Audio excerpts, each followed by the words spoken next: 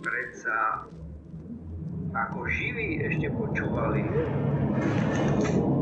Prečo by to ako mŕtvi prichádzali? Oni evanjelium od Noého počuli ako živí a ako živí sa mohli rozhodnúť a ako živí sa aj rozhodli. A rozhodli sa byť neposlušní voči Pánu.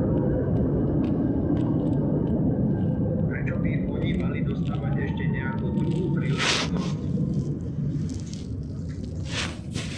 Mali svoj život, dlhý život, nie taký krátky, ako máme my.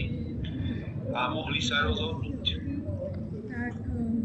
A oni sa rozhodli.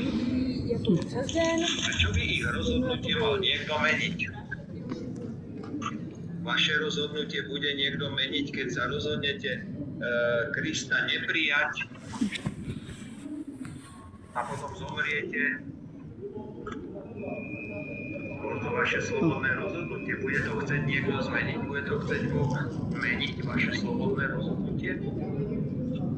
Boh to nebude robiť nikdy.